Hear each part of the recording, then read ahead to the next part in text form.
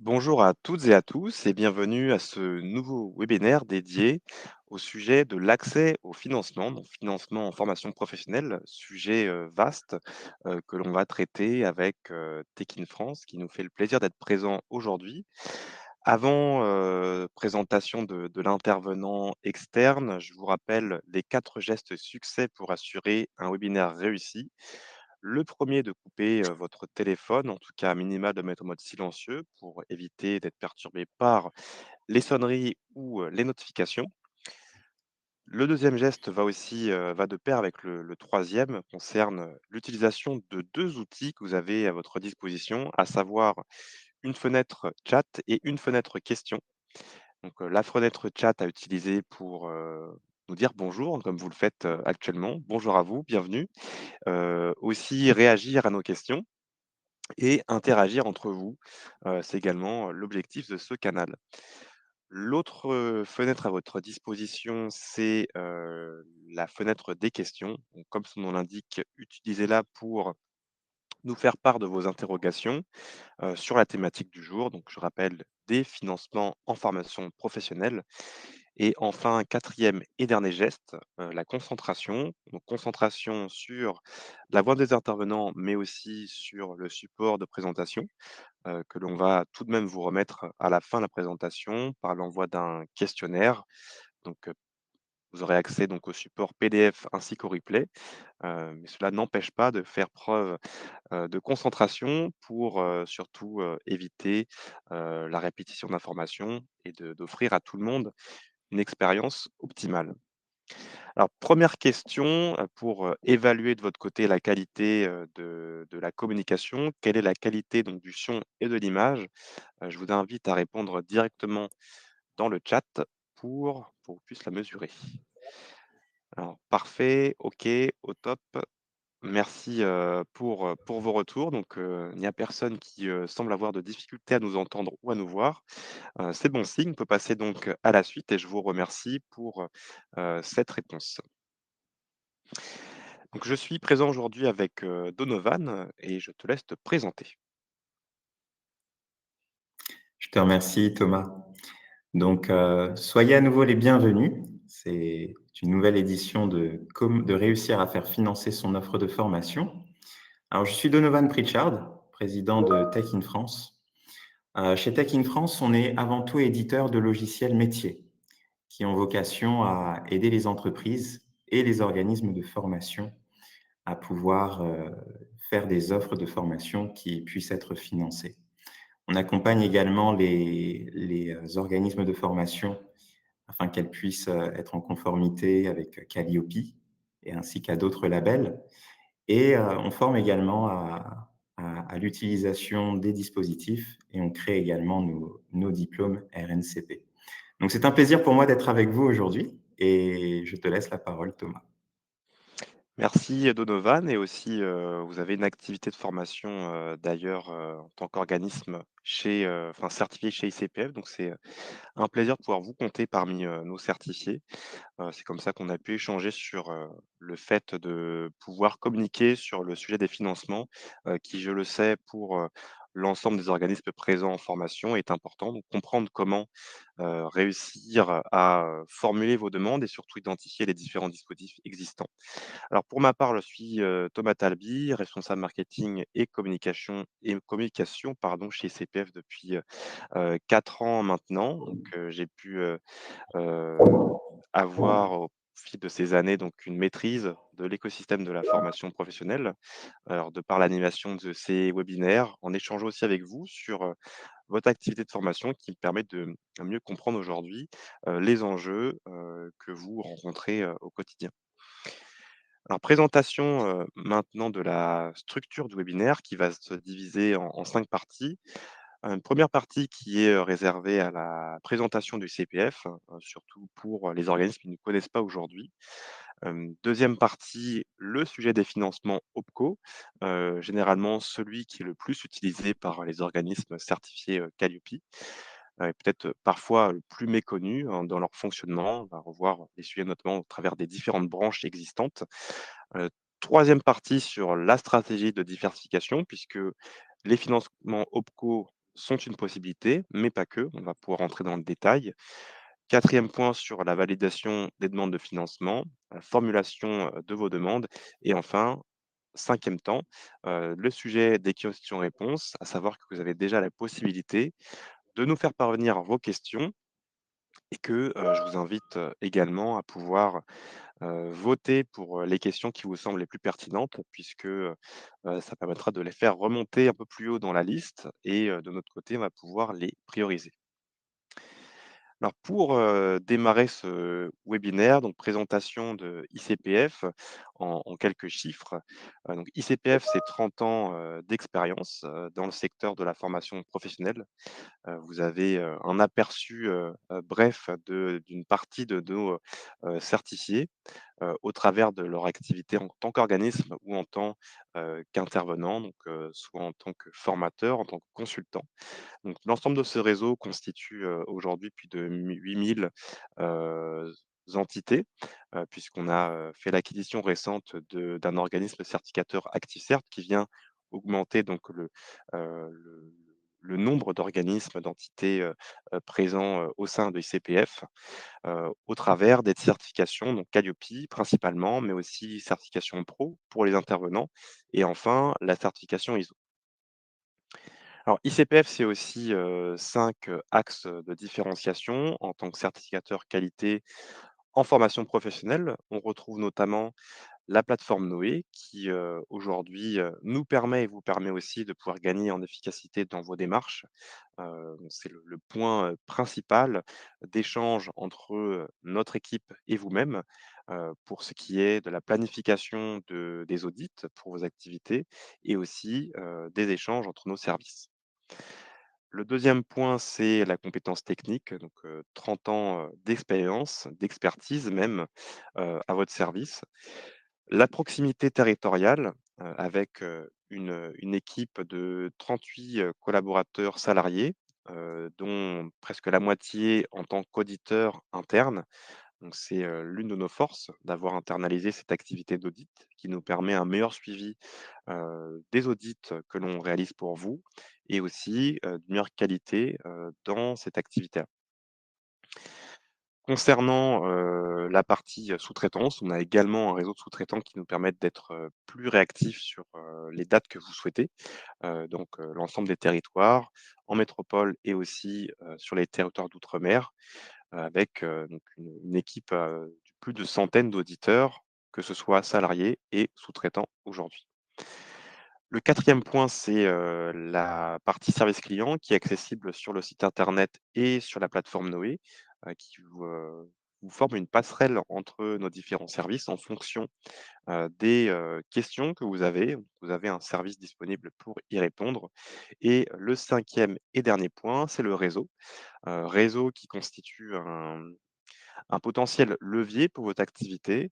Il est important de pouvoir faire du networking pour développer son activité. Ça, on en a bien conscience. Donc c'est, ce qu'on vous propose aujourd'hui au travers d'un webinaire, puisque vous vous rassemblez autour d'un sujet, commun qui est le financement et on propose aussi d'aller plus loin, notamment avec des événements physiques. Dernier en date remonte à fin septembre, ICPF Networking. Donc on a pu, souffler notre, 30e bougie en votre compagnie. Donc c'était un plaisir, d'avoir organisé cet événement et de vous y voir, pour ceux qui étaient présents.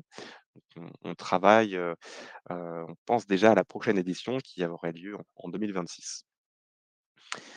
Donc voilà pour la présentation de ICPF. Pour les personnes qui, ne nous connaissent pas, vous avez un lien qui vous a été partagé pour, effectuer une création de compte sur la plateforme et de tester un peu le service, notamment sur, les démarches de certification proposées. Concernant, les démarches qualité, donc c'est, notre activité principale, vous proposer des solutions en termes de qualité dans vos activités de formation.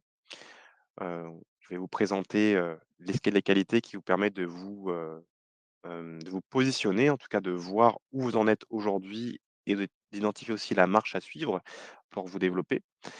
Aujourd'hui, cet, escalier commence à partir du rez-de-chaussée, sur le fait de vouloir le statut de formateur, d'organisme de formation.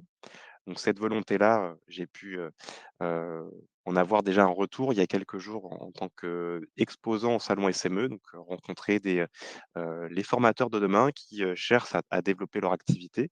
Donc ils en sont à ce niveau-là.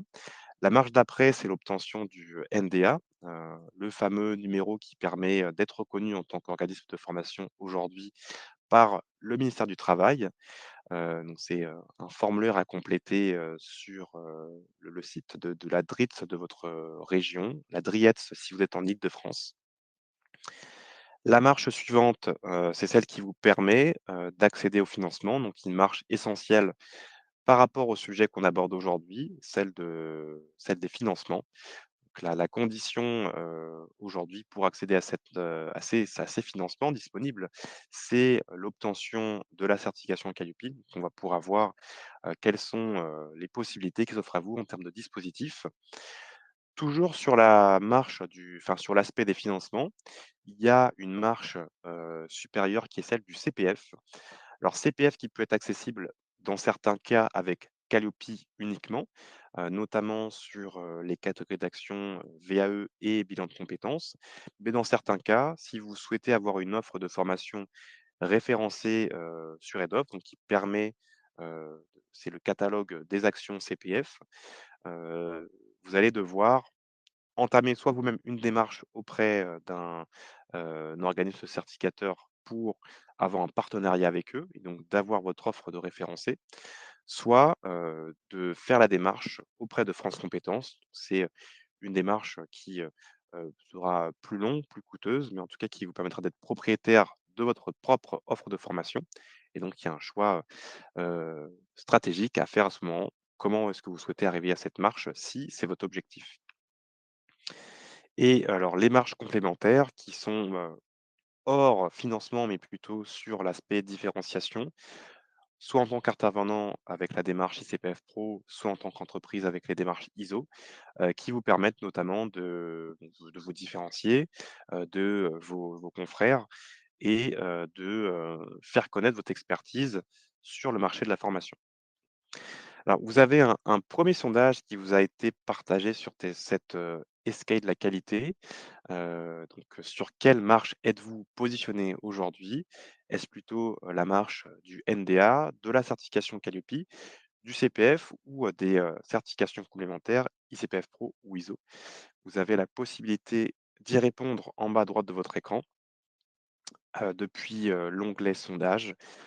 Et si, l'onglet sondage ne s'affiche pas, vous pouvez cliquer sur, l'onglet apps dans lequel vous retrouvez ensuite le raccourci pour accéder au sondage.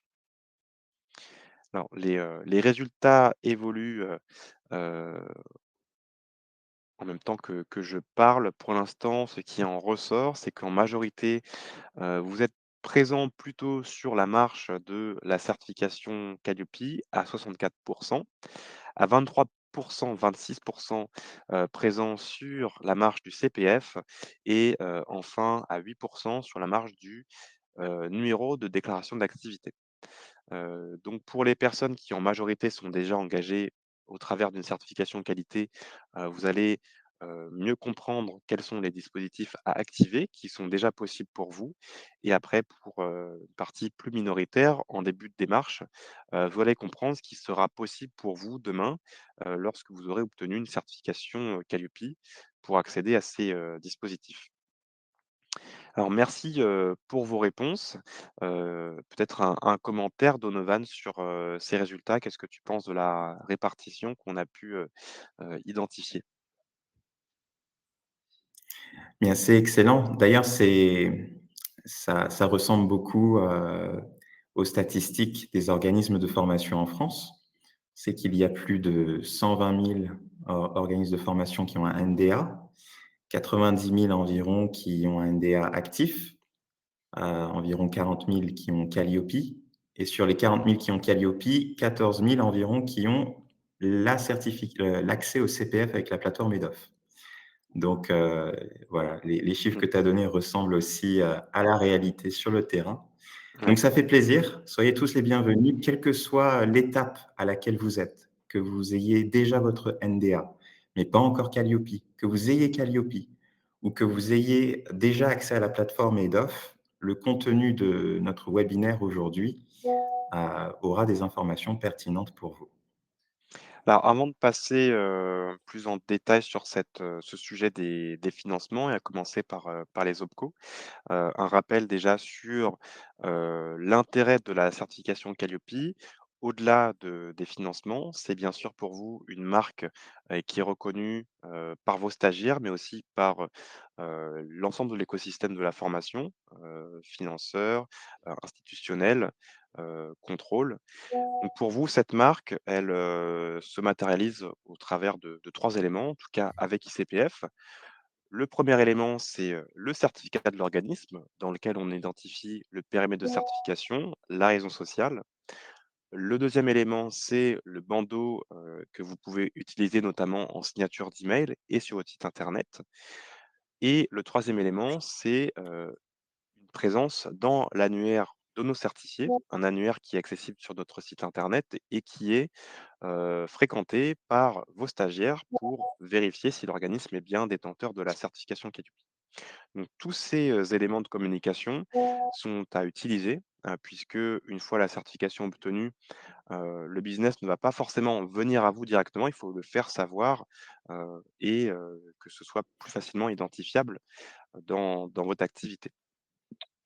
Alors une 1 question, pour vous avant de passer, la parole à Donovan sur, le sujet des financements.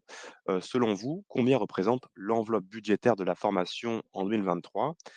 C'est des chiffres qui ont été, recensés notamment dans le dernier jaune budgétaire, qui a été, élaboré par, le gouvernement.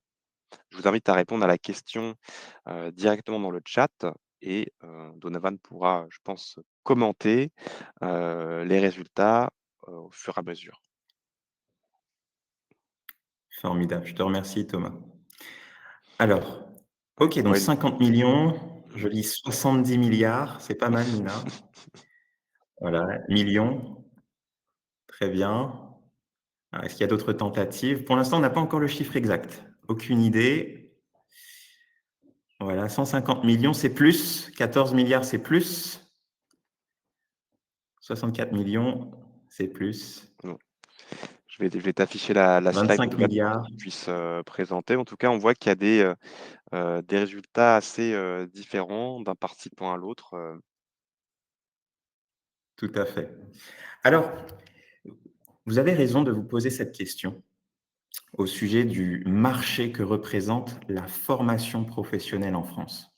Alors, comme vous le voyez s'afficher à l'écran, est-ce que vous imaginez que le marché de la formation en France représente 55 milliards d'euros? C'est impressionnant, n'est-ce pas? 55 milliards d'euros qui revient finalement à, à un organisme de formation. Vous êtes des organismes de formation. Et sur ces 55 milliards d'euros, vous avez remarqué, il y a environ 24 milliards d'euros en financement de la formation. Donc maintenant, la question, c'est comment faire pour accéder à ce financement? D'ailleurs, pourquoi est-ce que ce financement a-t-il été créé? Parce que si on veut pouvoir utiliser les financements de la formation, eh bien, bien entendu, il nous faut euh, comprendre, connaître la raison d'être de ces dispositifs. Alors, en France, un sujet politique qui est très important, c'est quoi? C'est l'emploi. Et les financements de la formation viennent soutenir ce qu'on appelle l'emploi-formation. Et c'est pour ça que la France prévoit des dispositifs et a organisé des canaux pour créer du financement, pour financer des actions de formation qui vont finalement venir pérenniser l'emploi des personnes par des actions de formation diverses, telles que des actions de formation, des bilans de compétences, de la VAE, donc toutes sortes de stratégies pour pouvoir accompagner les entreprises à maintenir l'emploi. Donc ça, c'est vraiment le contexte politique principal de pourquoi est-ce qu'il y a autant de financement. Alors, parce qu'on comprend ça, eh bien, on va être en mesure de pouvoir encore mieux les utiliser.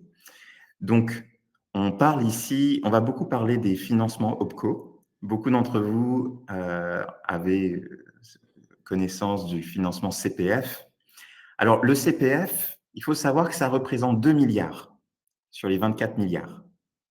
Donc, ça veut dire qu'il y a beaucoup d'autres dispositifs financiers de financement de la formation qui sont exploitables et que parfois sont sous-exploités chez les entreprises par les organismes de formation. Alors, si tu voulais ajouter d'autres commentaires, Thomas, avant de passer à la slide Oui, suivante. c'est surtout pour, traiter, quelques questions puisque on a quand même quelques interrogations de la part des participants, notamment une, de Mathieu, mais qui remonte à la slide, d'avant sur, l'escalier de la qualité. Donc la question est la suivante: «Est-ce que les marches après la marche Calliope ont vraiment un intérêt?»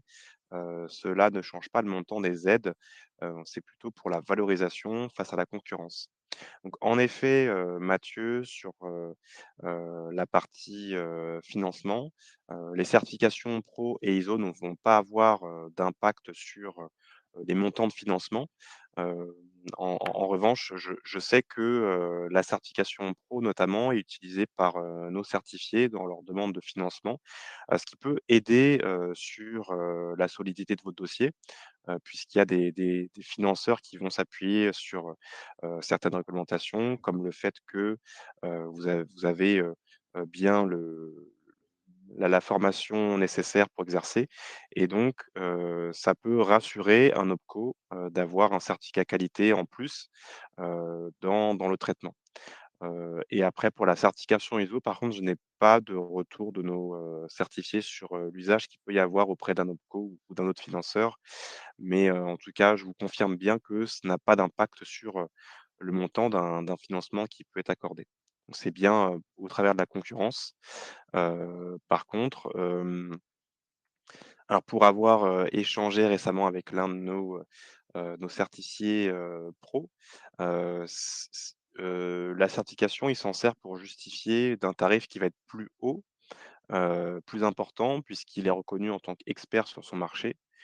Donc après si, son tarif est plus élevé et qu'il arrive par la même occasion d'obtenir le financement, il peut y avoir comme un impact entre, enfin sur l'aspect financier. Question suivante, une question de Jean-Marie sur, l'AFEST. Je pense que Jean-Marie souhaitait savoir, quel est le volume de financement accordé sur l'AFEST. Est-ce que ça passe par un certain type de financeur, ou pas? D'accord. Alors, c'est une bonne question. La FEST, c'est avant tout une méthode, une façon de former. Donc, la FEST, action de formation en situation de travail. Donc, parce qu'on va faire un effort supplémentaire pour formaliser une action de formation qui va se mener en situation de travail, effectivement, dans certains dispositifs, que ce soit chez l'OPCO ou chez d'autres financeurs, eh bien, du financement supplémentaire peut être mobilisé. Alors c'est bon, je j'ai passé la slide donc, sur, les financeurs OPCO. Il existe, aujourd'hui donc, 11 OPCO qui représentent les différentes branches. Qu'est-ce que tu peux nous dire, Donovan, de plus sur, leur fonctionnement? Voilà. Alors, c'est très intéressant de comprendre comment les OPCO fonctionnent, donc les opérateurs de compétences. Il y en a 11 en France. Pourquoi est-ce qu'il y en a 11? Ça aussi, c'est intéressant à savoir. Elles sont répertoriées, elles sont classées en fonction des branches, en fonction des métiers. Pourquoi cela? Parce que ce sont les fédérations, d'accord, les fédérations des entreprises qui sont finalement derrière la façon dont les OPCO vont être amenés à utiliser le budget de financement. Donc, un OPCO ne décide pas arbitrairement comment elle va utiliser un fonds de financement.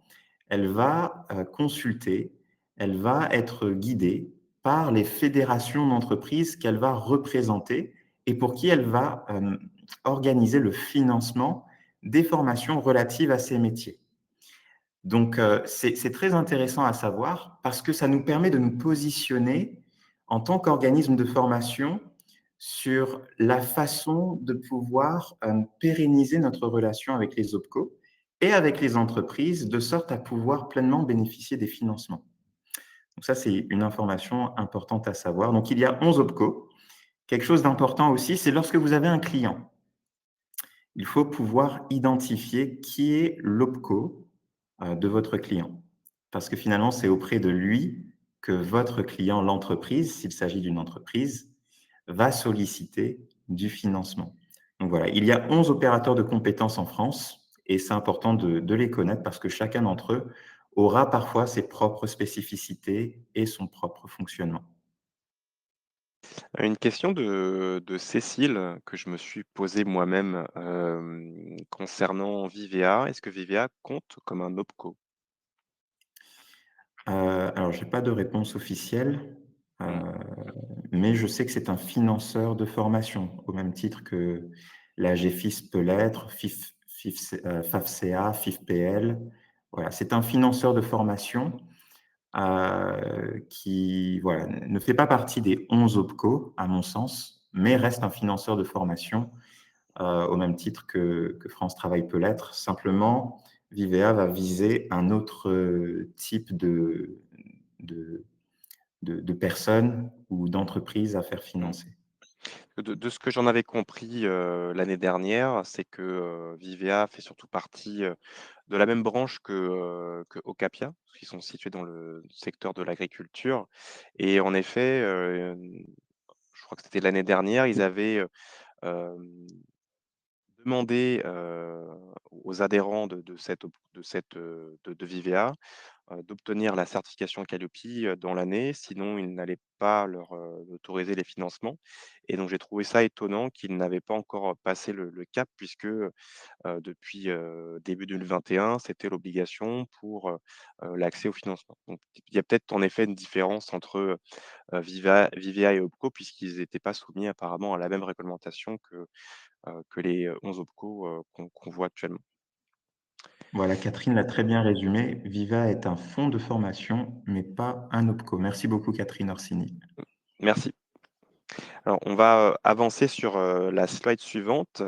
Donc comment assurez-vous le suivi des demandes de financement auprès de vos clients, notamment lorsqu'il s'agit, de demandes, auprès d'OPCO? Vous pouvez Très bien. répondre dans le chat directement pour, voir comment, vous faites et que Donovan puisse, aussi identifier s'il y a des bonnes pratiques ou réagir, à cela. Voilà. D'ailleurs, Nadia a posé une bonne question en lien avec cette slide, Thomas. Pourrions-nous espérer être référencés par ces OPCO grâce à notre qualité Calliope ou autre marche de la qualité? Alors, pour bénéficier d'un financement de la part de l'OPCO, il vous faut en fait avoir le Calliope. Vous n'avez pas nécessairement besoin d'un référencement particulier auprès d'un OPCO. N'importe quel organisme de formation qui détient le Calliope est en mesure de solliciter un financement ou un dispositif de formation auprès de l'OPCO pour former l'entreprise en question. Donc, voilà, donc ça Une c'est autre pour question aussi de Yazid, alors je ne suis pas sûr de l'avoir comprise. Est-ce qu'un OF peut solliciter un OPCO ou pas? C'est une très bonne question. Alors, les organismes de formation ont leur propre OPCO en tant qu'entreprise. Il s'agit de la KTO. Maintenant, comment faire en tant qu'organisme de formation pour solliciter des fonds de l'OPCO? C'est d'ailleurs ce qu'on va pouvoir voir aujourd'hui dans la suite de ce webinaire. Donc, c'est une très, très bonne question. On est en plein dans le vif du sujet.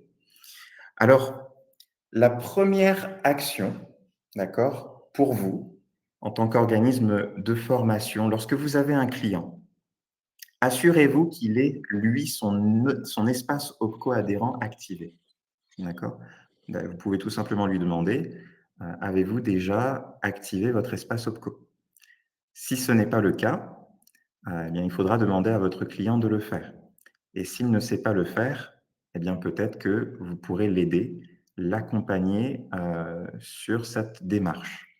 Donc ça, c'est vraiment la première étape. Tout financement OPCO passe par la plateforme dédiée de l'OPCO à son adhérent. Voilà. Donc, comment faire pour activer l'espace OPCO de l'adhérent? Eh bien, étape 1, il faut savoir c'est qui l'OPCO. Si vous sollicitez une ouverture d'espace OPCO chez le mauvais OPCO, ça ne fonctionnera pas. Il faut vous assurer qu'il s'agit du bon OPCO. Vous pouvez le faire à l'aide du site de France Compétences ou opco.fr. Ensuite, étape 2, eh bien, il faut créer le compte. Voilà, il suffit de mettre le SIRET de l'entreprise du client. Donc ça, c'est au client de le faire, mais vous pouvez l'aider à le faire. Et créer son compte avec le représentant légal, ajouter les utilisateurs autorisés. Et ensuite, c'est seulement à ce moment-là que les demandes de financement pourront être soumises. Et on aura un petit astérix là-dessus un tout petit peu après. Ensuite, vous, en tant qu'organisme de formation, certains OPCO dédient un espace prestataire. Donc la question, c'est est-ce que vous avez un espace prestataire auprès des OPCO de vos clients? Parce qu'il y a 11 OPCO, comme on a vu. Vous pouvez avoir un client qui est dans l'art et le spectacle. À ce moment-là, il s'agira de l'AFDAS. Le client aura son espace adhérent, mais vous aussi, vous pouvez avoir votre espace prestataire. De la même façon, chez Acateo, si vous vous formez, par exemple, une entreprise dans le nettoyage et la propreté, eh bien, l'entreprise, elle, aura son espace adhérent et vous pouvez créer votre espace prestataire où vous serez référencé en tant qu'organisme de formation. Voilà. Donc, vous pourrez avoir, vous, en tant qu'organisme de formation, plusieurs comptes chez plusieurs OPCO. Voilà, il va vous falloir un petit peu de gymnastique et d'organisation pour tout cela. Et c'est une étape assez simple pour créer votre espace. Vous allez sur le site de l'OPCO, vous vous déclarez en tant que prestataire et c'est là-dessus d'ailleurs que vous devrez déposer vos factures. C'est sur l'espace OPCO prestataire que vous déposerez les factures formation si la subrogation a été initiée avec le financeur, avec l'accord de votre client entreprise. Voilà. Alors, maintenant, après activation, comment faire pour assurer la prise en charge? Donc maintenant, vous avez activé, voilà, tous les canaux finalement de communication pour pouvoir déposer des demandes de financement sont activés. Comment assurer la prise en charge de votre demande? Alors, est-ce que vous avez déjà des méthodes? Si peut-être vous voulez en parler dans le chat, n'hésitez pas. Si vous avez des méthodes, vous pouvez les partager. Et puis, de notre côté aussi, on va vous partager Ouais. quelques astuces. On peut peut-être prendre, 1 ou 2 questions, le temps que les participants formulent, leurs réponses, notamment une de Maréline qui avait été posée, savez-vous si les plans FNE ou FSE, sont reconduits en 2026? J'ai pas de réponse officielle à cette question. Elles existaient pour l'année 2025. Très probablement pourront-elles être reconduites aussi l'année suivante. J'ai pas la réponse officielle à cette question, mais très certainement que le fonds européen pour ça pourra être reconduit. Il faudra vérifier en 2026 ce qu'il en sera. On ne peut pas prédire à l'avance.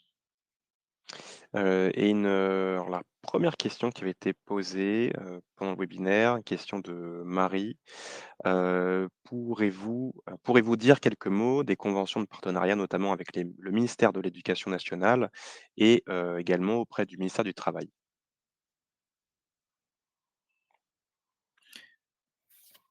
Alors juste le début de la question, Thomas, excuse-moi.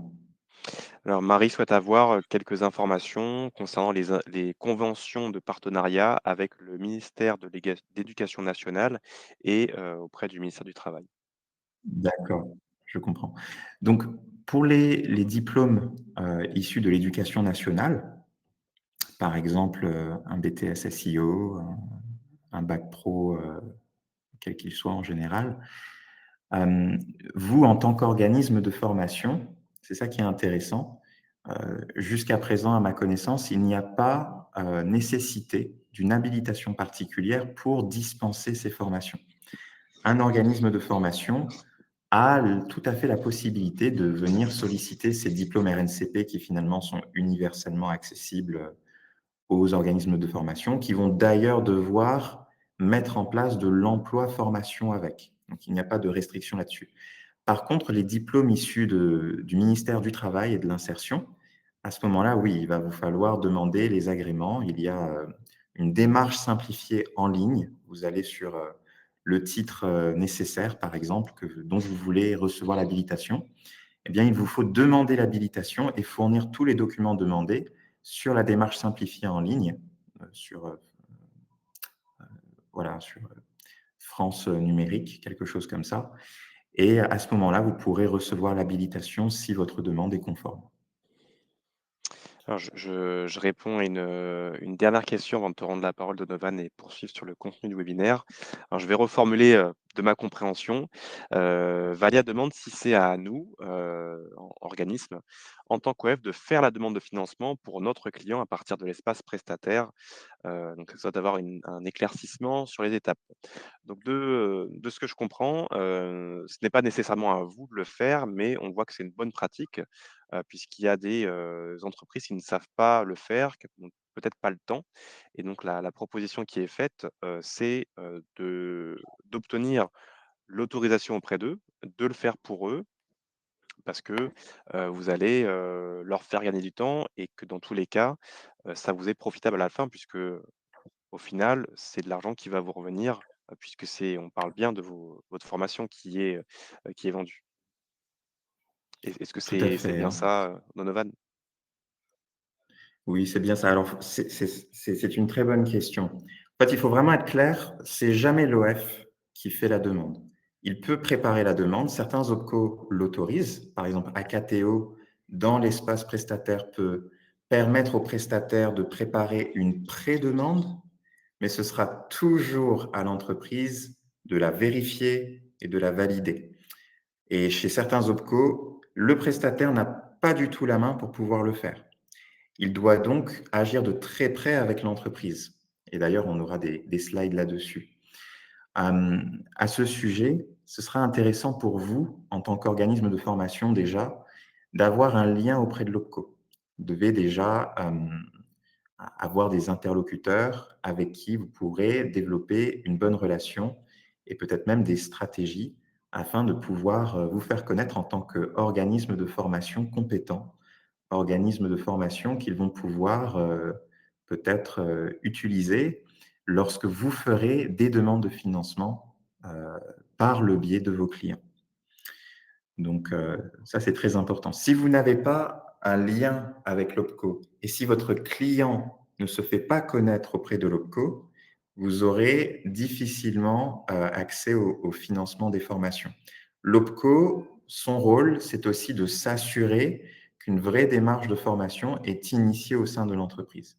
Elle a donc besoin de connaître l'entreprise et elle a aussi besoin de s'assurer que l'organisme de formation a un vrai plan de formation, un vrai projet de formation avec cette entreprise afin de pouvoir assurer la validation. Parfois, les choses peuvent se faire très facilement et parfois, l'OPCO va poser des questions. Donc, c'est pour ça que c'est intéressant de toujours entretenir le lien avec les OPCO. Et on va pouvoir venir d'ailleurs sur le fait d'accompagner le client lorsqu'il va faire sa demande de financement, Mmh. sa demande de prise en charge. Alors, il y a un certain nombre d'erreurs à éviter, dans la relation avec un OPCO ou la formulation des demandes. Quelles sont, les principales erreurs? Voilà, alors il peut s'agir du fait que lorsqu'une demande va être soumise, souvent c'est à l'entreprise de le faire. Si l'entreprise n'est pas accompagnée, si l'entreprise ne sait pas le faire parce qu'elle n'a pas été formée à le faire, c'est pas son habitude, c'est pas son métier, parce que c'est devenu un vrai métier RH, c'est devenu un vrai métier de gestionnaire de la formation au sein même du métier de l'RH. Si le dossier est incomplet ou imprécis, eh bien, ça peut retarder, voire même faire que votre demande de financement ne sera pas accordée. Il vous faut vous assurer que les dates de formation soient suffisamment préparées à l'avance. Si peut-être les dates sont resserrées, il faut appeler l'OPCO pour vérifier est-ce que c'est une bonne idée de déposer cette demande de financement pour un démarrage à cette date, ou peut-être qu'il faut convenir d'une date un tout petit peu plus poussée. Et rien qu'en faisant ça, eh bien, vous faites en sorte que votre demande de financement puisse être accordée. Ensuite, il y a le fait de ne pas connaître le dispositif que vous utilisez. Donc, lorsque vous allez faire appel à un dispositif, la PROA, la VAE, le contrat de professionnalisation, le plan de développement de compétences, quel que soit le dispositif auprès de l'OPCO, eh bien, il faut créer une offre de formation qui soit en adéquation avec le dispositif utilisé. Il faut utiliser la demande selon la façon dont le dispositif a été prévu. Donc, il va vous falloir vous renseigner au sujet de qu'est-ce que ce dispositif, à quoi il sert, pourquoi est-ce qu'il a été créé, comment est-ce que moi, en tant qu'OF, je peux l'utiliser pour proposer des formations cohérentes à mes clients. Alors, Voilà, avant c'est de vraiment mon passer petit à la point. suite des erreurs à éviter, je vois qu'il y a un sujet assez, central sur, la difficulté de contact auprès d'un OPCO, du temps d'attente. Qu'est-ce qu'on peut faire? Qu'est-ce qu'un organisme peut faire aujourd'hui? Quels sont ses moyens de recours, si je peux appeler ça comme ça, pour, arriver à communiquer, plus efficacement? Très bien, félicitations, c'est vraiment la bonne question à se poser. En fait, vous, en tant qu'organisme de formation, l'OPCO ne veut pas nécessairement traiter avec vous du financement de la formation. Elle veut traiter avec le client. Donc, ça veut dire que vous allez devoir agir de très près avec le client. Comment faire? Alors, on entrera dans les détails dans une autre slide, mais on peut déjà commencer à en parler parce que la question se pose et c'est vraiment la question centrale. Une méthode peut être de demander à l'entreprise de vous permettre de la représenter en tant que cabinet RH, d'accord, pour faire cette demande de financement. Vous ne devez jamais faire une demande de financement à l'insu de l'entreprise. Vous devez d'ailleurs formaliser de façon très claire cette démarche avec l'entreprise.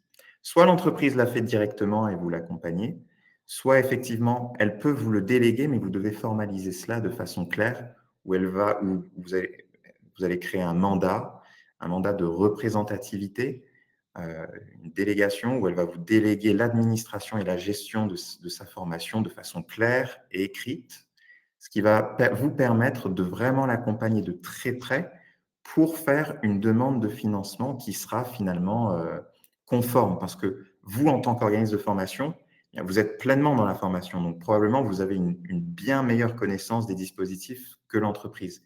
Et vous pouvez lui proposer ce service supplémentaire. Alors ici, on a les erreurs à éviter. Je ne sais pas si tu voulais qu'on commence à en parler, Thomas, Mmh mh. les Oui, 3 oui, autres points. tu peux en parler, oui. Voilà. Alors, on en parle, hein, il faut veiller à ce que le projet de formation, qu'il y ait un lien direct avec le métier de l'employeur, qu'il y ait une cohérence.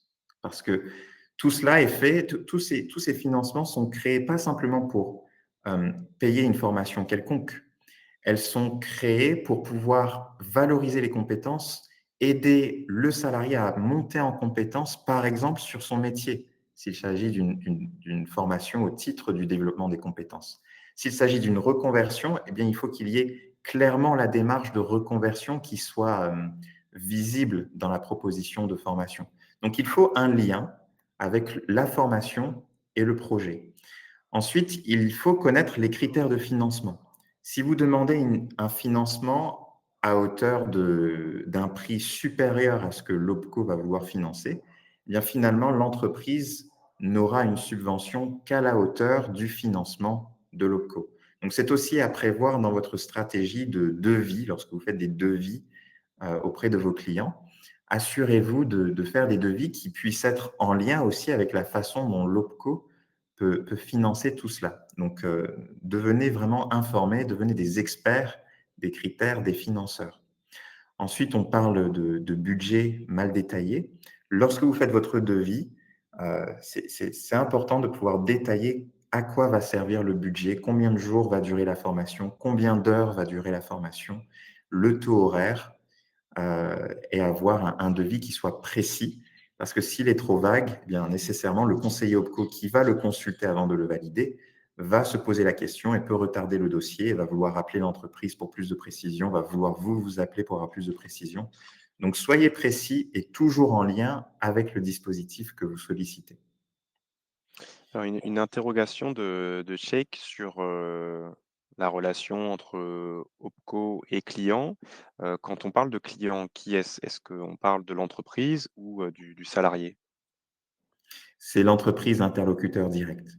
L'OPCO va effectivement financer la formation des salariés au sein des entreprises, mais c'est l'entreprise, le représentant légal, son service RH qui va être l'interlocuteur privilégié pour l'OPCO. C'est important de comprendre ça parce que, comme on disait au début, l'OPCO est vraiment guidé à l'arrière-plan par les fédérations des entreprises. C'est-à-dire que ce sont les entreprises qui sont importantes pour l'OPCO parce qu'elles vont vouloir financer des actions qui vont vraiment euh, contribuer à l'action d'emploi-formation. Et une autre question sur, l'aspect, demande posé par Rachel. Est-ce que les auto-entrepreneurs peuvent faire financer leur formation par un OPCO? Alors, par un OPCO, non. Il faudra utiliser un fonds dédié aux entrepreneurs individuels, en tout cas aux indépendants, comme la GFIS, le FAFCA, le FIFPL. Voilà, il y a d'autres fonds de financement de formation.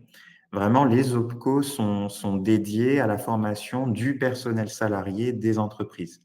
C'est-à-dire qu'il peut même arriver que le gérant de l'entreprise, parce qu'il n'est pas salarié, même s'il fait une demande de financement à l'OPCO pour lui-même, alors qu'il est gérant, non salarié, alors qu'il a des salariés, eh bien, là, financement le concernant lui personnellement ne sera pas financé parce que l'OPCO veut financer la formation de salariés.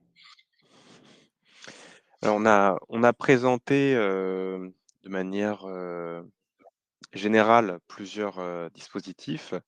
Donovan, je te laisse en présenter un de manière, peut-être un peu plus, complète, notamment sur, le contrat de professionnalisation. Qu'est-ce que c'est Voilà. Le exactement? À contrat de quoi ça sert? professionnalisation, d'accord, tout à fait. Donc, le contrat de professionnalisation est un dispositif d'emploi-formation qu'une entreprise peut mobiliser lors du recrutement de son personnel. À quoi est-ce que ce dispositif sert et en quoi est-ce qu'il concerne l'organisme de formation? L'organisme de formation a toute sa place dans le contrat de professionnalisation. C'est un contrat d'alternance, d'accord, où le personnel de l'entreprise va pouvoir être embauché en CDI. C'est un vrai CDI. Il ne s'agit pas d'un contrat d'apprenti comme le contrat d'apprentissage. L'entreprise va employer son personnel en CDI et va pouvoir greffer sur ce CDI un dispositif de financement de formation d'alternance qui est le contrat de professionnalisation. Alors, c'est nécessaire de le faire à l'embauche, ou en tout cas rapidement après l'embauche. Et c'est très intéressant pour l'entreprise et pour l'organisme de formation. Voilà, j'ai eu un appel, j'ai coupé. Donc, c'est très important pour l'organisme de formation et pour l'entreprise. Pourquoi? Parce que l'entreprise va pouvoir lui aussi solliciter finalement des subventions pour l'embauche. D'accord? Parce qu'une entreprise va créer un contrat de professionnalisation, eh bien, il y aura une subvention supplémentaire qui s'intitule l'AFE, par exemple, l'aide forfaitaire à l'employeur, que parce que l'entreprise aura embauché avec un contrat de professionnalisation, pourra bénéficier de cette aide. Si maintenant il s'agit de l'emploi d'une personne en situation de RQTH, en situation de handicap, l'entreprise va aussi pouvoir solliciter des aides à l'embauche auprès de l'AGFIF. Donc, il y a toutes sortes d'aides de financement pour pérenniser l'emploi de la nouvelle personne recrutée qui peut-être était éloignée du marché du travail, qui va pouvoir être mobilisée pour faire quoi? Pour favoriser l'insertion du candidat qui peut-être a été demandeur d'emploi depuis plus d'un an, ça va être difficile pour lui de reprendre les habitudes de travail, eh bien, le dispositif est prévu pour aider l'entreprise et l'organisme de formation va pouvoir agir chez l'entreprise. C'est-à-dire que le contrat de professionnalisation, il n'est pas nécessaire d'avoir euh, 1000 heures de formation complètement théorique comme si on était à l'université. On peut vraiment mettre en place une formation en situation de travail sur le poste de travail du salarié en formation. C'est-à-dire que ça va être une formation encadrée où chez l'entreprise, il va y avoir un tuteur de mobilisé qui va pouvoir faire lui aussi le suivi pédagogique en lien avec l'organisme de formation. Et l'organisme de formation, lui, va mobiliser des formateurs selon les blocs de compétences pour pouvoir vraiment former le salarié, faire des comptes rendus avec le salarié, évaluer le salarié dans sa montée en compétences pour s'assurer que dès le début de son embauche, qu'il puisse être utile à l'entreprise pour le poste pour lequel il a été finalement embaucher. Donc, c'est vraiment un dispositif d'emploi-formation. Il y a une question alors je ne sais pas s'il s'agit de la raison sociale ou d'un prénom, PSCF Maurice. Y a-t-il, par rapport à ce que tu indiquais de Magali, je me suis trompé de question. Concernant l'AFE, quel est le montant de ce dispositif? Très bien. Alors, l'AFE, c'est 2 000 € pour une personne de moins de 45 ans. Et il faut faire la demande à France Travail dans les 3 mois que le contrat de professionnalisation a débuté. Si vous le faites après les 3 mois, enfin, si l'entreprise le fait après les 3 mois, l'entreprise ne pourra pas en bénéficier. Et si la personne a plus de 45 ans, c'est 2 000 € 2 fois.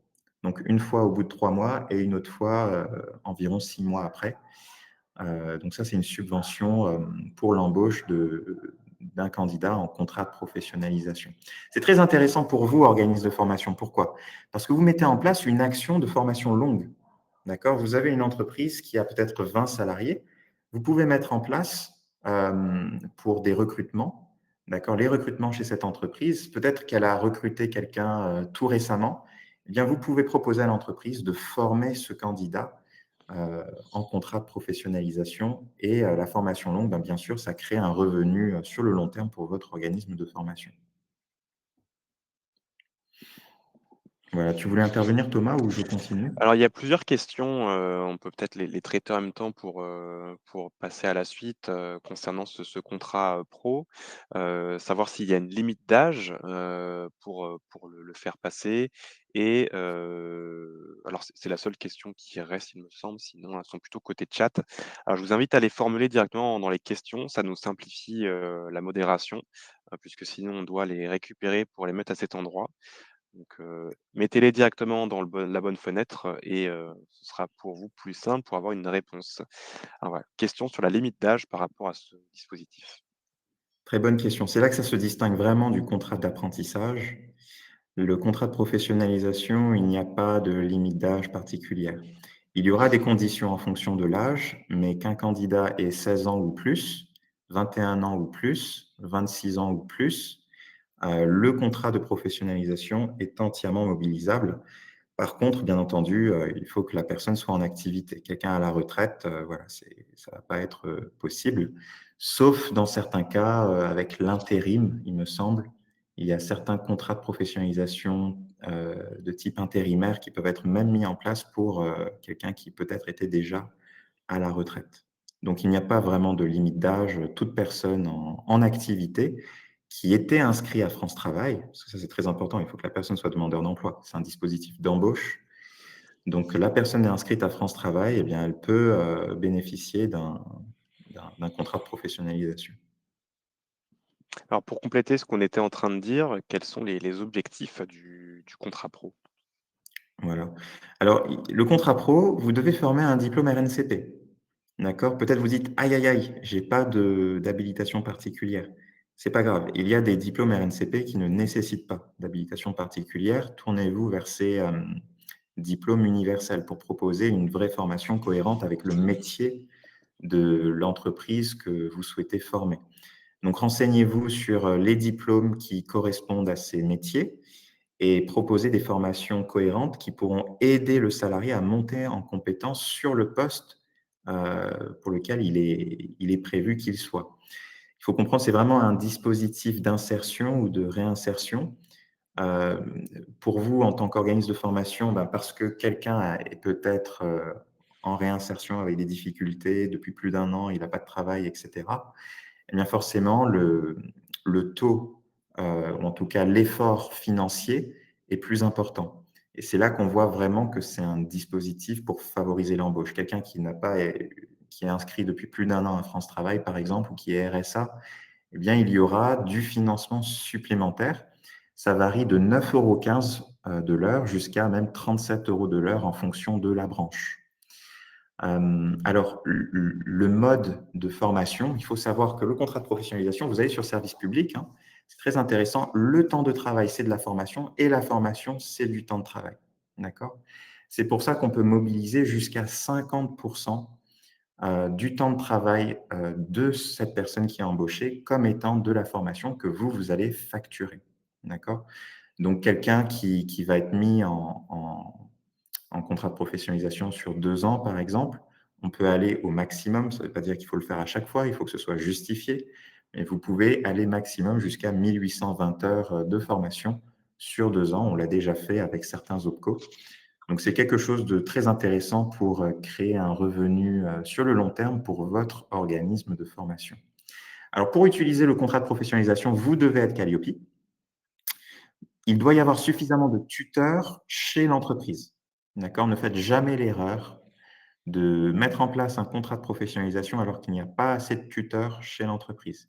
Il doit y avoir des tuteurs, c'est-à-dire des salariés qui ont suffisamment d'expérience métier pour vous aider, vous aussi, en tant qu'organisme de formation, à encadrer ce candidat qui est recruté. Dans le cadre, ça doit se faire dans le cadre d'un CDD, 6 à 12 mois, jusqu'à 36 mois pour les publics prioritaires ou d'un CDI. Moi, je vous recommande le CDI, c'est vraiment ce qu'il y a de plus intéressant pour vous et l'employeur. Et la durée de formation doit être comprise entre 15 et 50 du temps de travail.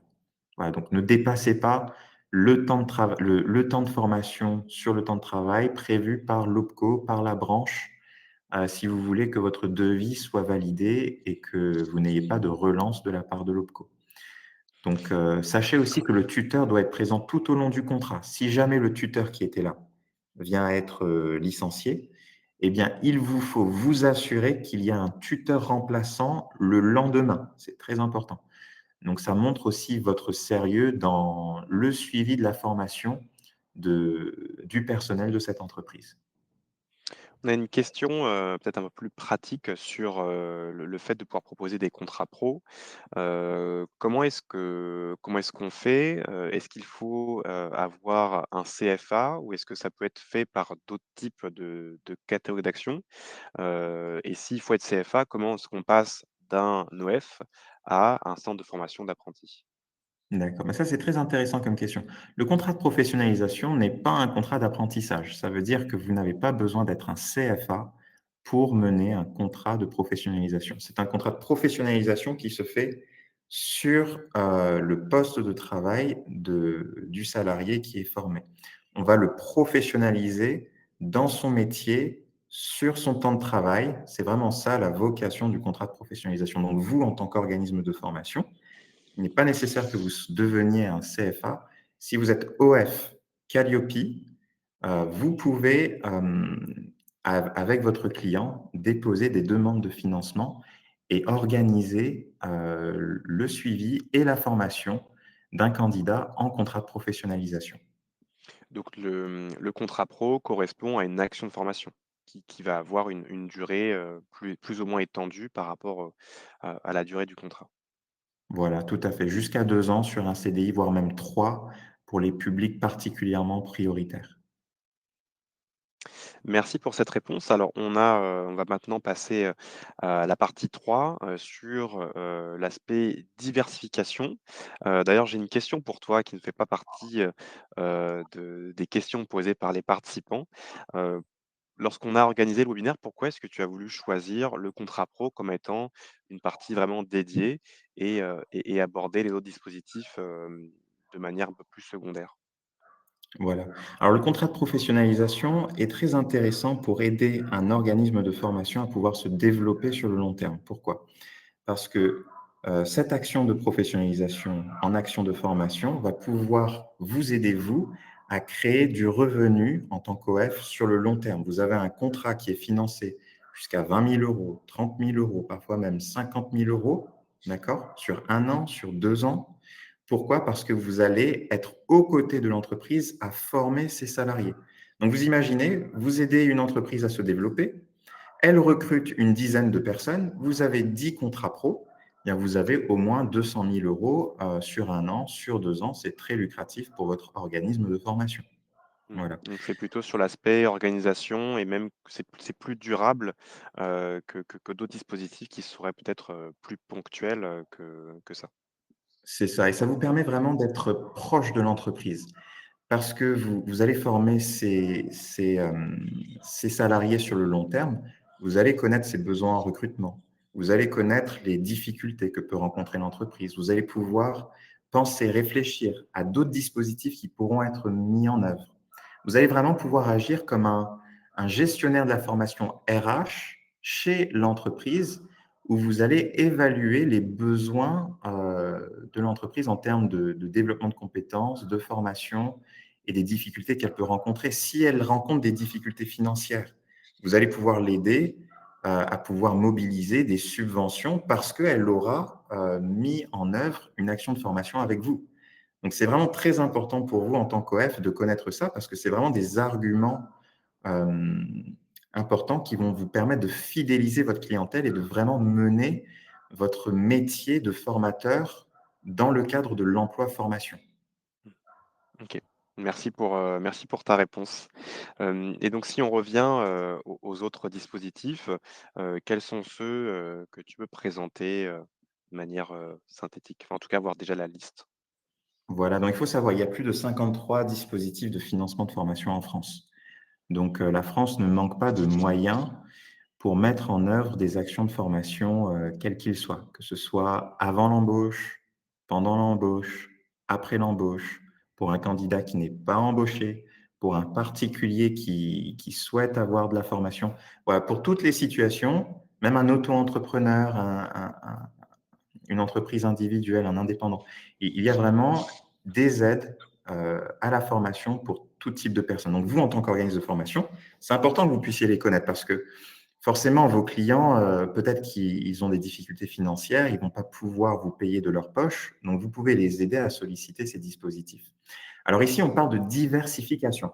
C'est important pour vous de savoir comment merger, comment utiliser en parallèle ou en tout cas à la suite les dispositifs de financement. Par exemple, est-ce que vous avez une idée, vous pouvez répondre dans le chat, est-ce que vous avez une idée de quel dispositif de financement de la formation peut être mis en œuvre avant un contrat de professionnalisation? Est-ce que vous voulez répondre dans le chat quelques instants? Est-ce que vous avez une idée? Qu'est-ce qu'on peut mettre en œuvre avant un contrat de pro? Ah, très bien. AFPR, POI, exactement. Vous voyez, vous avez déjà l'idée. Et parfois, on n'y pense pas. On connaît, on a l'info, mais on n'y pense pas.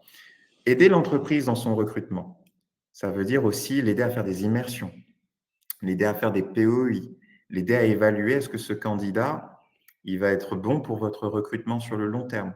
Parce que je fais une POI, eh bien, je dois déjà savoir est-ce que l'entreprise que je vais aider dans le suivi de la formation, va pouvoir recruter cette personne. Une fois qu'elle est recrutée, je peux proposer le contrat de professionnalisation, aller chercher des subventions pour l'employeur, ou en tout cas l'aider à en prendre conscience avec son service RH. Et puis, vous, de votre côté, être payé par les différents financeurs. Donc là, on a parlé de l'exemple de l'immersion, POI, contrat pro, mais il y en a d'autres. Pour les salariés déjà en poste, vous avez la PROA. Pour l'ensemble de l'entreprise, vous avez le plan de développement de compétences. Parce que vous mettez en place le contrat de professionnalisation ou la PROA, eh bien, vous allez pouvoir solliciter des demandes d'aide à la fonction tutorale ou en tout cas à la formation à l'exercice de la fonction tutorale. Peut-être qu'il y a du personnel dans l'entreprise qui a déjà une énorme expérience de son métier, peut-être 20 ans d'expérience métier, mais qui n'a aucun diplôme. Vous allez pouvoir solliciter le dispositif de la VAE pour cette personne. Vous voyez? Donc, le fait de connaître tous les dispositifs, vous allez pouvoir avoir une vue d'ensemble globale sur les propositions de formation que vous allez pouvoir faire pour vos clients. Et c'est là qu'elles vont voir toute la plus-value de vous demander de former leur personnel. Elles seront obligées de passer par vous, les entreprises. Pourquoi? Parce que c'est nécessaire d'avoir Calliope. Si vous, vous avez cette idée, si vous, vous communiquez ces informations-là avec votre client, l'entreprise, hein, je parle bien des entreprises par exemple, eh bien, vous allez être en mesure de pouvoir vendre des formations qui seront utiles et qui vont pérenniser l'emploi. Et c'est pour ça que la France, hein, les dispositifs de financement vont être déclenchés pour vous. Donc, c'est vraiment intéressant de comprendre ça, qu'il vous faut aussi maîtriser la façon dont les dispositifs peuvent être mis en œuvre à la suite ou selon la situation chez l'entreprise. Alors, on a une question de Aline, enfin, la question initiale a été posée par un autre participant, mais qui a été, reprise. J'ai l'impression qu'elle est très attendue, la réponse. Donc vu la conjoncture, y a-t-il d'autres financements France Travail autres que le PEI? En effet, sans engagement, entreprise de France Travail, ne propose rien comme financement. D'accord. Mais on en revient à ce qu'on disait au début. Il vous faut créer une bonne relation avec le conseiller financeur. D'accord? Si c'est le conseiller France Travail, aider l'entreprise à avoir un discours rassurant pour France Travail. Aider l'entreprise à pouvoir respecter ses engagements auprès de France Travail.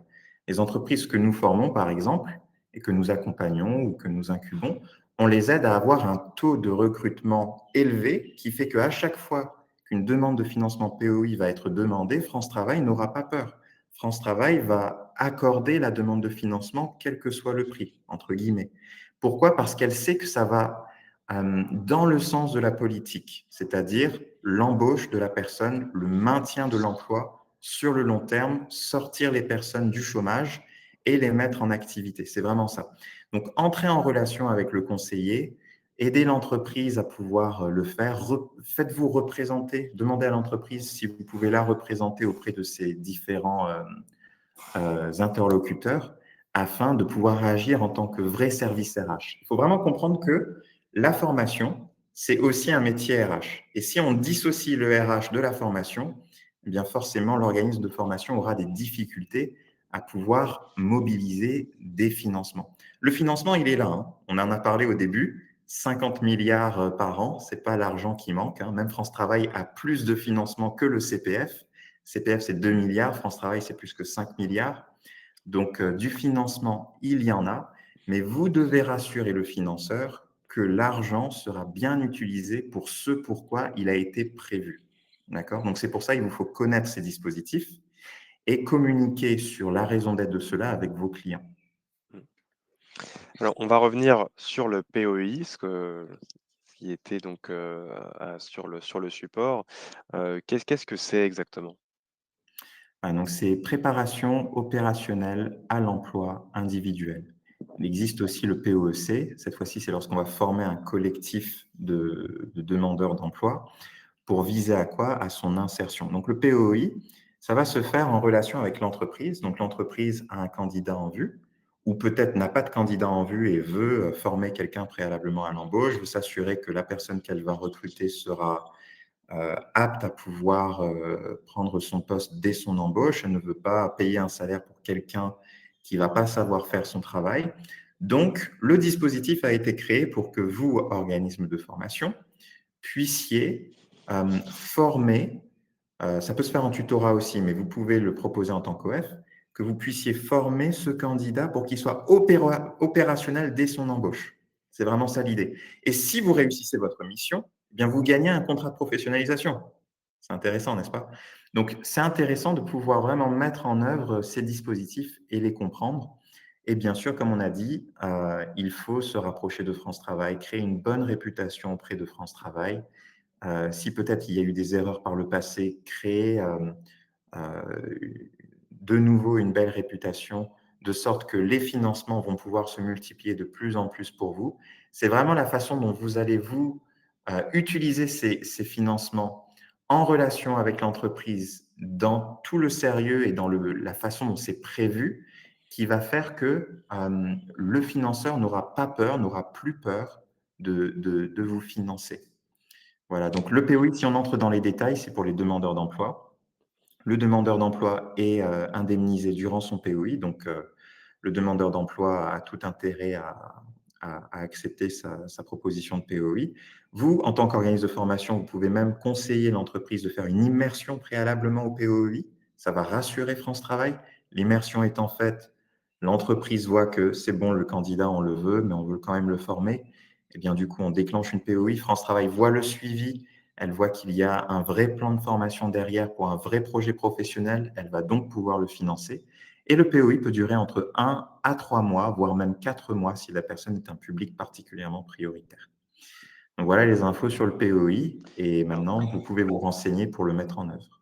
2 questions, avant de passer à la slide suivante. Une 1 de Yazid. Pour le POI, France Travail exige un engagement de l'entreprise à recruter au moins 6 mois après formation. Est-ce également le cas Oui. pour un POEC? Alors PEC, il f c'est créé pour qu'il y ait du recrutement. S'il n'y a pas de recrutement, heu, le dispositif, sera de moins en moins mobilisé et du coup, par conséquent, les entreprises, pardon, les organismes de formation seront elles aussi de moins en moins appelés pour, utiliser ces dispositifs. Donc dans le POEC, vraiment l'embauche est souhaitable, même si elle n'est pas obligatoire. Le POI, l'embauche est vraiment souhaitable, même si elle n'est pas obligatoire. Il faut pouvoir justifier auprès de France Travail d'un taux d'insertion via votre entreprise, d'un taux d'insertion suffisamment élevé. Si au départ, le France Travail ne veut pas financer via un organisme de formation parce que ça lui coûte plus cher que faire via l'entreprise, eh bien, commencez via l'entreprise. D'accord? L'entreprise sera contente, elle aura une subvention de 1 500 €, 2 000 € et elle aura un taux d'insertion à 100 au bout de 4, 5, 6 personnes recrutées. Et là, vous allez pouvoir, vous aussi, intervenir en tant qu'acteur de l'insertion, du recrutement, de l'embauche chez cette entreprise. Alors l'autre question, on après je pense qu'on va limiter, la réponse aux questions pour déjà prioriser le support, parce qu'il nous reste encore, à peu près une dizaine de slides et 20 minutes pour les traiter. Donc on va d'abord le faire avant ça. Mais donc dernière question, celle de Rachel. Est-ce que le paiement de la formation via POEI est conditionné par un contrat d'embauche réel? Peut-être que tu y as déjà répondu, puisqu'on était sur le sujet de l'embauche. Il faut qu'il y ait un vrai projet d'embauche. Il ne faut pas faire semblant avec France Travail, sinon, au bout du compte, vous n'aurez pas une bonne réputation auprès d'eux. En tout cas, les actions ne seront pas reconduites. Donc, c'est pour ça que d'ailleurs France Travail va quasiment toujours demander une promesse d'embauche de la part de l'entreprise. Elle va aussi demander un vrai plan de formation. Elle va demander à ce qu'il y ait une convention de formation pour la POI. Elle peut demander tout autre élément nécessaire pour lui prouver ou lui donner les bonnes raisons de croire qu'il y aura une embauche à la suite de ce POI. On peut revenir sur le support. Donc, comment est-ce qu'on l'utilise, ce dispositif? Voilà. Alors, ça se fait avec France Travail, en relation avec le demandeur d'emploi et l'entreprise. Il faut connaître les besoins de recrutement de l'entreprise. L'entreprise va formaliser, exprimer, déclarer ses besoins en recrutement, va créer une offre d'emploi. Il y aura un vivier de demandeurs d'emploi qui vont demander, qui vont répondre à l'offre d'emploi. Et parmi ces personnes-là, surtout si c'est directement passé par l'offre d'emploi France Travail, eh bien, vous allez pouvoir intervenir en tant qu'organisme de formation extérieur, accompagner le client, montrer lui où mettre cocher la case organisme de formation extérieur, mettre votre taux horaire afin que la demande soit clairement formalisée. Sachez qu'il n'y a pas besoin de RNCP. C'est vraiment une formation personnalisée, une formation qui vise à pouvoir former vraiment la personne sur les besoins métiers du poste qu'elle va occuper. Donc, il doit y avoir un lien direct entre le poste, le métier et la formation qui est donnée. Et ça doit apparaître dans votre devis, ça doit apparaître dans votre programme de formation, ça doit apparaître dans la convention. Et il vous faut déposer la demande de prise en charge sur Keros. Voilà. Alors on passe à la quatrième et dernière partie, de ce webinaire, sur, la formulation des demandes de financement. Donc quelles sont les informations essentielles que tu peux, donner aux participants, organismes de formation pour, les guider dans ces démarches? Voilà, bah, il faut vraiment être clair. L'OPCO, les financeurs, France Travail, quels qu'ils soient, ils s'attendent toujours à ce que ce soit le client de réaliser la demande de financement de formation, pas l'organisme de formation.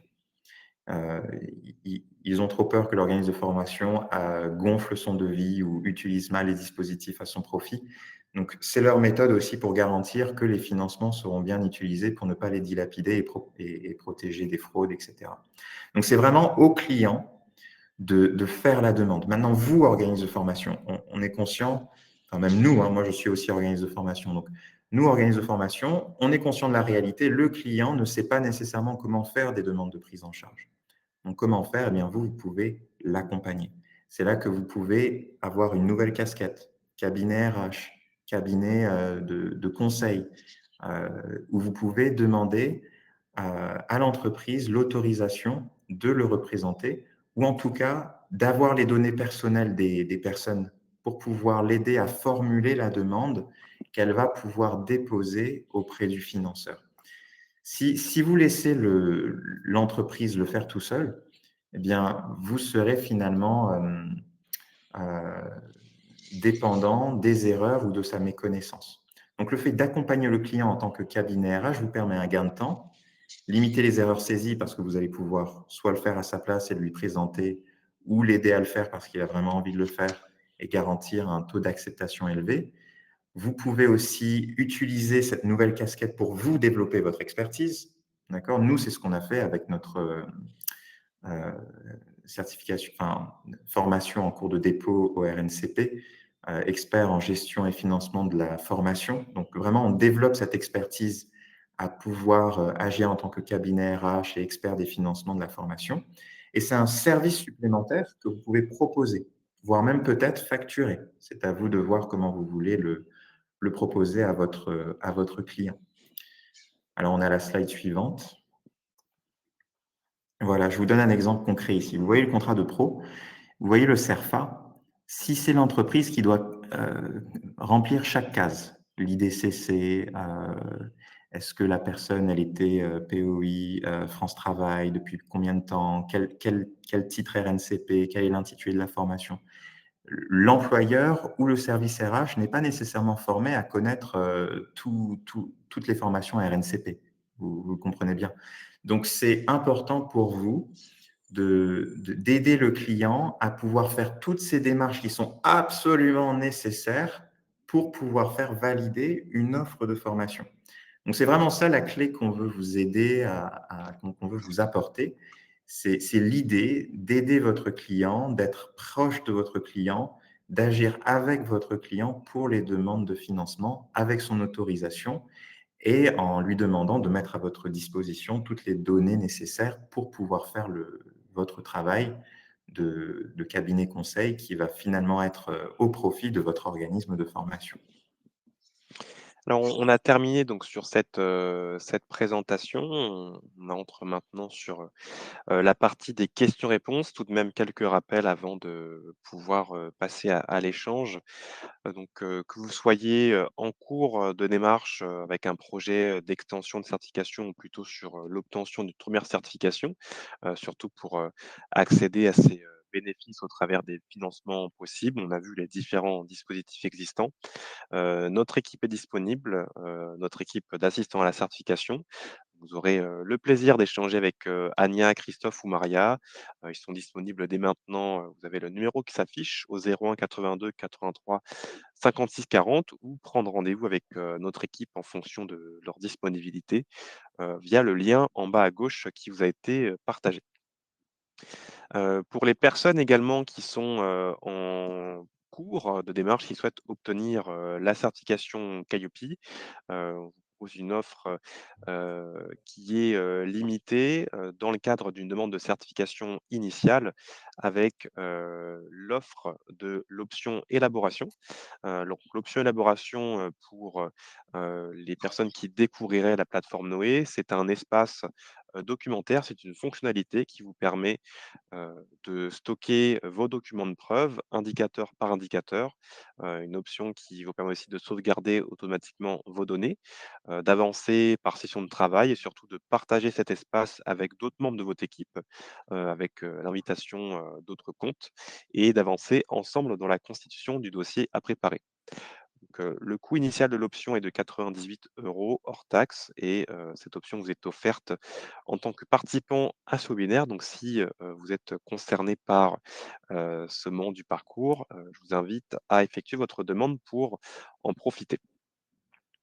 Donc avant de passer aux questions, dernier, rappel sur, le post-webinaire. Donc vous allez recevoir un questionnaire de satisfaction à la suite, de la présentation, donc d'ici une dizaine de minutes dans lequel on attend vos retours à chaud du webinaire, donc ce que vous avez pensé de la présentation, de la qualité du support et également indiquer si vous êtes intéressé par le fait de recevoir, un rappel par l'équipe de ICPF ou l'équipe de Tech in France. J'ai vu notamment de nombreux échanges, dans le chat.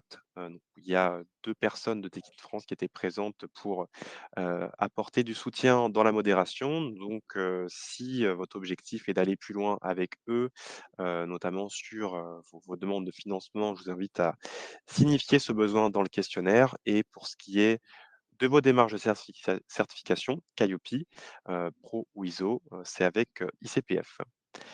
Donc au travers du questionnaire, on récupère votre satisfaction, vos, besoins en termes de recontact, mais aussi, vous récupérez 2 éléments: le replay, de la présentation, pour les personnes qui seraient arrivées en cours de route, et aussi le support présentation en PDF. Alors, côté questions, Donovan, est-ce que tu en as vu, 1 ou plusieurs que tu souhaites traiter en priorité? Alors, j'étais en train de lire. Mmh. Est-ce que toi, tu en as repéré, Thomas? Alors pas D'ailleurs, si vous forcément, avez mais des questions, n'hésitez pas à les poser dans le chat.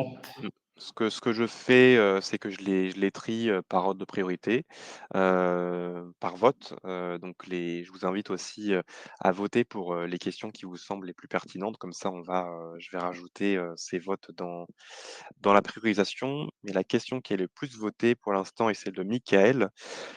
Est-ce que le tuteur au sein de l'entreprise doit avoir une certification particulière, ou est-ce que son expérience professionnelle suffit à faire de lui un tuteur? Donc là, on parlait du contrat pro notamment. Alors, c'est bien tout à fait. Contrat pro, pro A, dès qu'on parle d'un tuteur, c'est les mêmes conditions. C'est la loi, du code du travail et de la formation professionnelle continue. De la formation professionnelle continue. Donc l'idée, c'est quoi? C'est que le tuteur doit soit avoir le diplôme nécessaire, soit l'expérience métier nécessaire justifiable, au moins 2 ans de métier. Donc lorsque vous allez organiser avec, l'entreprise le POI, le contrat pro ou la ProA ou tout autre dispositif qui nécessite de mobiliser un tuteur, veillez bien à ce que le tuteur ait bien l'expérience professionnelle requise. Si vous vous loupez là-dessus et qu'il y a un contrôle, on pourra vous demander à rembourser tous les frais de financement qui ont été mis en œuvre, durant le contrat pro. C'est possible, c'est déjà arrivé. Donc, il faut vraiment veiller à cela, c'est très important. Le tuteur doit être formé, doit avoir la compétence métier, doit avoir l'expérience métier et de préférence aussi, ce n'est pas obligatoire, mais de préférence aussi avoir un diplôme en lien avec le métier. Question de Élise, c'est quoi le chèque formation?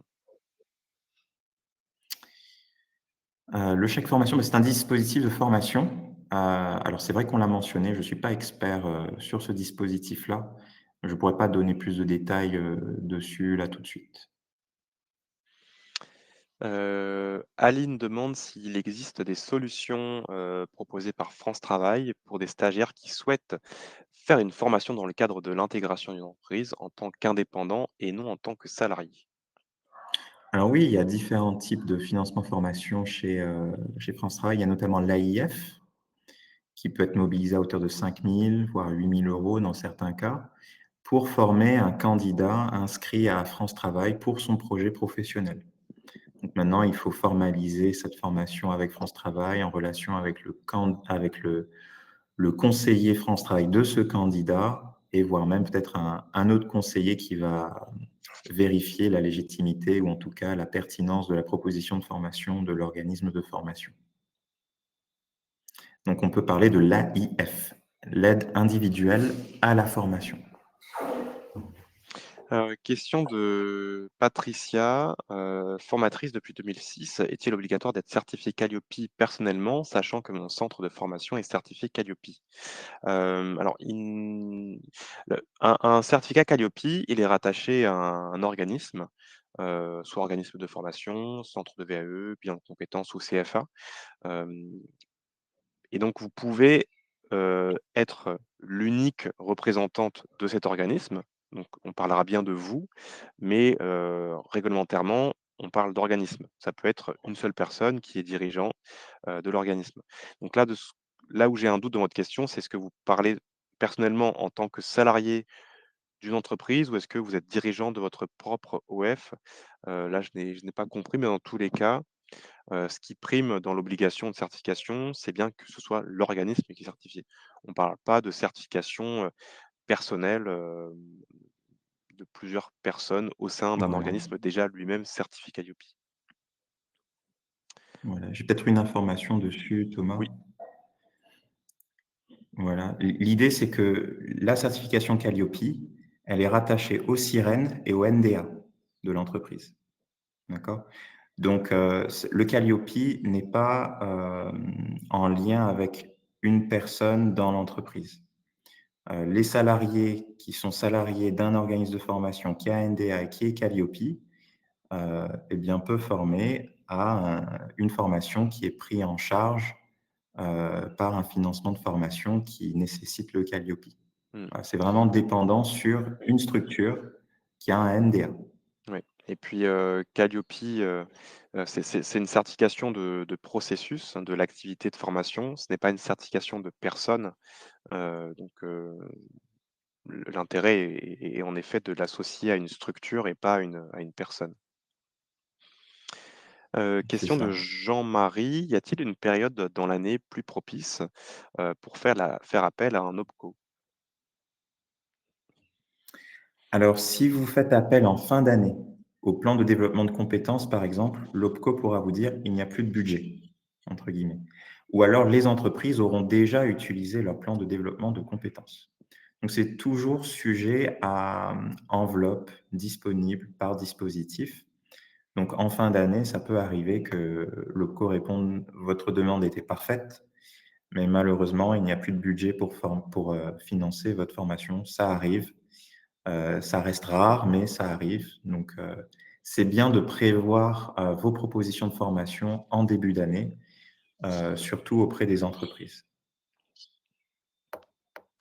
Alors, on l'a déjà présenté à plusieurs reprises, enfin en tout cas, Donovan, ça peut faire l'objet d'un rappel en fin de webinaire, concernant la formalisation de la relation entre l'entreprise et l'organisme.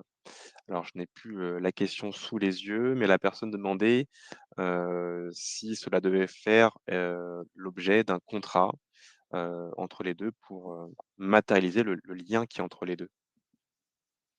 Tout à fait, c'est obligatoire. Sinon, vous ne serez pas, dans la légalité. Donc il vous faut formaliser ce mandat, cette représentation, ce pouvoir de délégation. Voilà, on peut l'appeler de plusieurs façons. Et dans ce pouvoir que l'entreprise va vous donner, elle va vous donner pouvoir de la représenter, elle va vous mandater. Il va vous falloir mentionner clairement ce pourquoi elle vous mandate, qui sont les personnes concernées par le mandat, les personnes physiques qui interviendront sur les données personnelles et bien sûr formaliser tout ce qui est en lien avec le RGPD parce que vous touchez aux données personnelles, aux données sensibles des salariés. Donc, il faut formaliser tout cela. C'est très important pour vous protéger. Il ne faut pas faire ça n'importe comment. Et est-ce qu'il existe un modèle, existant un mandat à avoir entre une entreprise et un OF? C'est une bonne question. Chez nous, chez Tech in France, on en a un.